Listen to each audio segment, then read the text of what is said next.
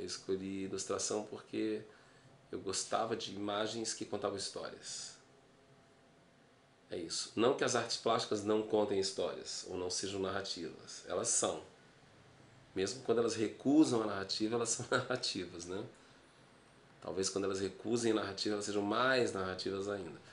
Mas o livro, ele é a possibilidade corpórea total da narrativa para mim. Ele é um Como, objeto narrativo. Então, para mim, fazer desenho narrativo é fazer ilustração de livro. Não tem outro jeito. É isso. E é bom que seja assim. Porque a imagem narrativa é possibilidade de pensamento através da imagem narrativa, porque a criança é um ser filosófico, poético, e a ilustração é uma maneira de ser poético e narrativo através das imagens. Quando se fala em jardim, se fala da diferença, para mim se fala do espontâneo, do fluxo e do programado, né? Assim, é a diferença entre João Gilberto e uma escola de samba. Os dois são maravilhosos, mas os dois partem de princípios diferentes. Um princípio é o princípio da ideia, do conceito, o outro é o caos, né? Então, o ecossistema, a maioria dos ecossistemas, a Mata Atlântica, o Cerrado, a Restinga, caos. O jardim, mesmo o jardim de Burle Marx, Isamu Noguchi, é o artifício, que é tão maravilhoso quanto o caos. O livro é da Rosiana Murray e ela tinha esses poemas e ela me mostrou e eu fiquei fascinado. Ela falou: você gosta de planta também, né? De jardim, você gosta de árvores e plantas. Eu gosto muito. E era um livro diferente sobre jardins. Era um livro que mostrava o outro lado, o lado obscuro, o lado enigmático e misterioso do jardim. E não a maravilha, o olhar maravilhado do jardim, né?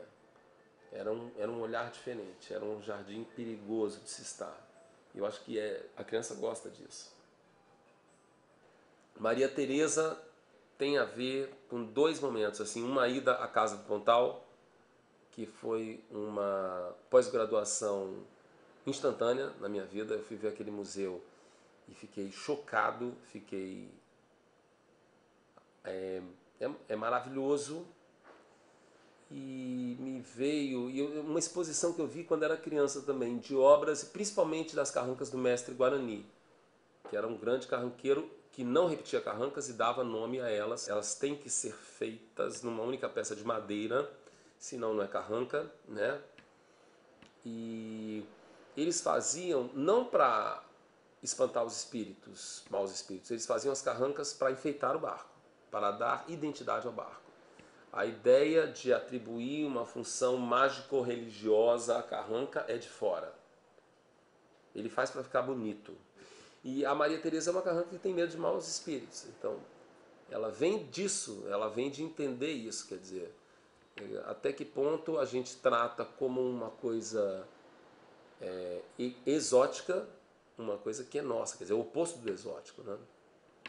É muito nossa. Então a Maria Teresa é o personagem mais Macunaíma que eu acho que eu fiz, assim, porque tem a ver com essa ideia de a gente se estranha, a gente vê aquilo que a gente tem de mais autêntico como um alienígena. E ela não acha nada disso, ela não se questiona se ela é uma obra de arte ou, mas quando ela é agredida, sim, ela descobre a identidade dela, assim. Ou ela tenta impor a sua identidade através da fala, né? Perto de Brasília, que é uma cidade moderna, né, de pensamento moderno, criada por artistas pós Carta de Atenas, do pensamento moderno no Brasil, ali do lado tinha uma cidade colonial portuguesa, Cavalhadas, né? Cruzadas, cristãos e mouros, e até hoje isso aconteça. E paralela a essa festa, existe a figura do cavaleiro mascarado, com aquelas máscaras fantásticas de usando papel e cola, eles fazem aquelas máscaras, tem carvalhada pelo Brasil todo, mas as carvalhadas de Pirenópolis têm essa figura, acho que talvez algumas outras tenham alguma coisa semelhante, que não participava da disputa entre mouros e cristãos, e na verdade era um arlequim, era um personagem que zombava, ele falava um animal montado no outro, ele na verdade estava zombando porque ele não participava da festa, porque mesmo aí havia uma hierarquia, né? Então ele fazia a máscara de onça, de figura mitológica, de boi, para zombar. E aquilo virou uma identidade de Pirenópolis. Nau Catarineta é um poema marítimo, um romance português do século XVII, talvez um pouco antes, que atravessou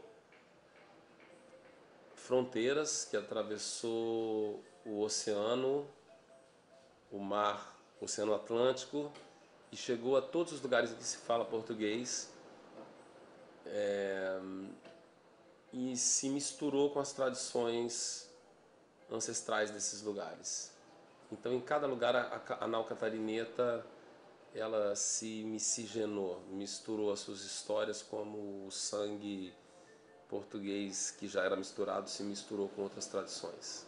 Lembro de ter ficado muito impressionado com uma apresentação que eu vi na cidade de Laranjeiras, em Sergipe, um festival folclórico, homens dançando a marujada. Em algumas representações da marujada, danças dramáticas, como diria o Mário de Andrade, o poema da nau catarineta se mistura, né? Vem a fazer parte dessas representações nas festividades, né? Assim, de vários lugares do Brasil. E fiquei muito impressionado de ver aqueles homens vestindo roupa de marinheiro da década de 50, cantando uma história que é do século 17 ou 16, e como se fossem atores, quer dizer, eram atores, eles dizem brincantes, né? O Antônio Nóbrega fala brincante também, que é uma palavra que une a ideia do simulacro, da brincadeira, a vida. Então, essa brincadeira, esse brincar, essa simulação, esse simulacro é o que é a literatura, é o que é a arte narrativa. João por um Fio é um livro, talvez seja o mais traduzido, e o que aponta para ser mais traduzido, é engraçado, né? Ele é um livro que fala de uma coisa tão brasileira, tão América Latina, e parece que ele soa universal. Eu acho que o ser abandonado, né? O menino fala no livro, agora sou só eu comigo, e essa sensação de abandono da hora de dormir, que é a trajetória do herói noite adentro e vida afora, né? Esse rito que despede da referência, né? É um deslocamento da proteção do adulto com o perigo da noite, com o perigo de si mesmo, né? De estar sozinho dentro do sono. Foi muito bom de fazer esse livro, porque eu fiz todo com renda. Engraçado que alguém falou assim, quando eu desenho, eu não sei desenhar, quando eu desenho aquele boneco de palitinho. O João por um Fio é um boneco de palitinho. É uma figura muito simples, a ideia é de que ele fosse essa forma humana muito simples, com uma colcha muito complicada e artificial, né? Feita de renda, feita de espaços vazios,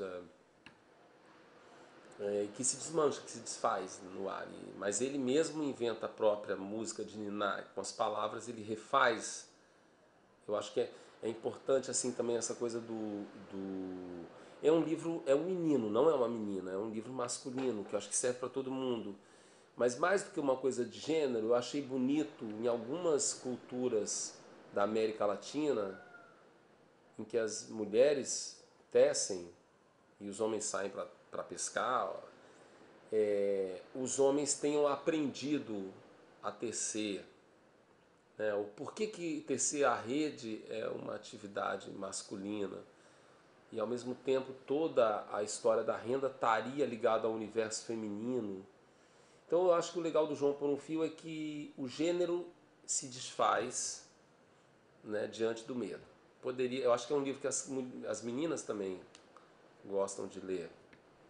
Mas é bom também fazer um livro, acho que ainda é muito, existe muito essa ideia de isso é coisa de menino, isso é coisa de menina, né? Os Jardins, por exemplo, é um livro que eu já vi que uma vez o pai não quis que o que o filho comprasse porque era um livro de jardim, com florzinha.